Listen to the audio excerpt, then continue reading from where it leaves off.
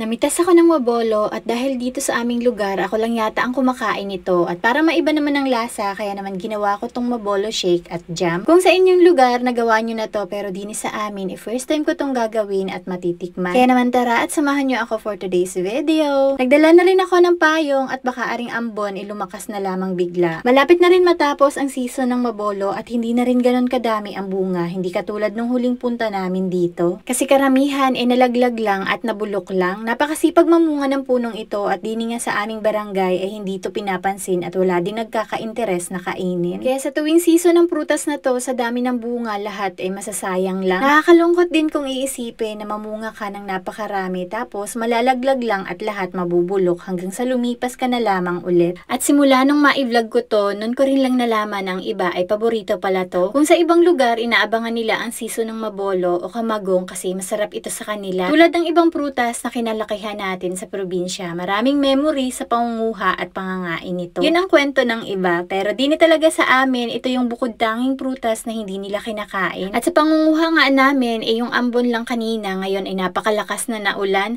Kasama ko nga pala ang pamangkin ko at buti na nga lang maraming puno dito at malalaking dahon na pwede niyang masilungan. Habang ako naman ay tuloy pa rin sa kakapanguha na ring mabolo. Palakas ng palakas ang ulan at napuno na nga rin agad aring drum. Maigi na nga rin at marami akong tubig dito sa kubo na magagamit ko kahit panghugas lang. Nagpalit na nga pala ako ng damit dyan kasi nabasa na ako kanina at tingnan nyo naman aring mabolo. Pagkatapos kumakuskusan ay nagmukhang apple na at parang nga ring pink ang kulay. Sobrang laki nito at kahit maraming buto ay marami ding laman. Kung hindi ka pa nga rin nakakakita at nakakatikim nito ay matatakam ka. Sa laki rin ang buto sa loob na umaabot ng 6 hanggang 8 piraso at isang buo nito ay talagang busog ka na. Wala ka ring makikitang ganitong prutas sa palengke at sabi nga ng iba, madalang na rin talaga may mga ganitong puno ng prutas. Sa kakablog ko nga rin ito, maraming nagsabi sa akin na masarap nga rin daw itong gawing shake o di kaya ay jam. Kaya naman susubukan ko din. Sobrang creamy nito at parang ice cream nga rin daw. At para sa akin ang lasa nito ay masasabi ko talagang hindi masama at hindi rin masarap. Okay lang naman din ang lasa pero hindi ko kayang ubusin ang isang buo kasi sobrang siksik sa laman na madali rin lang makabusog. Pero alam nyo, mas nagustuhan ko na rin ang amoy nito. Pagkatapos ko makuha ang mga laman ay i-blend ko naman ito. Bali yung isang buo na yelo ay hinampas lang yan sa pader ng pamangkin ko dahil wala namang crush ice din sa bundok. Kalahating condense at isang maliit na ibap ang ginamit ko dito. At alam nyo, nagmala ice cream na ang lasa. Mas nagustuhan ko to na gawin shake kaysa kainin ko lang. Kahit na mas masustansya pa rin talaga kainin ang mga prutas na walang halo na kahit ano. Pero katulad ng mabolo na hindi mo kayang kainin, try nyo tong gawing shake, promise magugustuhan nyo. At sa paggawa ko naman ng jam, nagpiga lamang ako ng ilang pirasong kalamansi na ihahalo ko mamaya. At habang minamash ko nga tong mabolo, mas lalong naaamoy mo ang aroma nito na napakabango. Alam nyo, parang durian din lang talaga na kapag hindi ka nga rin kumakain, hindi mo rin magugustuhan ang amoy. Pero dahil kumakain naman ako ng mga prutas na to, kaya gustong gusto ko din talaga ang amoy nila. Hinaluan ko na muna to ng asukal at kalamansi bago ko niluto. Urong-sulong nga rin kami dyan sa panggatong kasi basta mga jam, dapat mahina lang talaga ang apoy natin. Alam nyo, may nabasa din ako sa ilang comment na masarap din daw tong isawsaw sa suka kapag hilaw pa or manibalang pa. Pero nung tinikman ko naman, wala namang lasa, wala ding amoy. At hindi ko rin tong kayang kainin ng hilaw pa. Nagmistulan namang nilupak aring jam ko kasi siguro sa sobrang creamy nito. At dahil nauna kong gawin ang shake, kaya nilagay ko muna sa rep kanina. At heto na nga at matitikman na natin. Kahit mukhang nilupak ang jam ko, mabolo jam pa rin ang tawag ko dito. Na masarap din pala talaga na ipalaman sa tinapay. Perfect combination nga din pala aring mga nagawa ko. At siguro kung i-rate ko ang mabolo kapag kinain mo to, 5 out of 10. At kapag ginawa mo namang jam, bibigyan ko to ng 6 out of 10. At 7 kapag ginawa mo naman itong shake. And yun lang for today's video. See you on my next vlog.